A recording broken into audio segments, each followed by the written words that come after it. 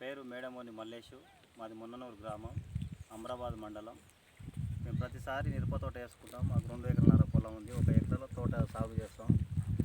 ప్రతిసారి ఒక 20 నుంచి 25 సార్లు మందులు కొట్టడం జరుగుతుంది. ఒక్కొక్కసారి కొట్టినందుకు 3 నుంచి 4,000, 5,000 అట్లా ఖర్చు అవుతుంది. అయితే సుమారుగా మొత్తం కొట్టే వరకు ఒక ఎకరకు 50 నుంచి 60,000 దగ్గర పెట్టుబడి వస్తుంది.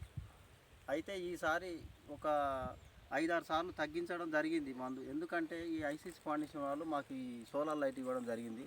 దాని నుంచి కీడపీడ పురుగులు అనేది ప్రతి ఒక్క పురుగులు ఇందులో పడడం జరుగుతుంది. అయితే ఇది 2 రోజులకు ఒకసారి మేము చేస్తాం. ప్రతి ఒక్క పురుగు పడుతుంది. కొన్ని పురుగులను మేము గుర్తించడం జరిగింది. అయితే తెల్లదోమ, పచ్చదోమ, తామర పురుగు అనేది కొన్ని పూతలో గుడ్లు పెట్టడం జరుగుతుంది. ఆ పురుగుని మేము గుర్తించడం జరిగింది.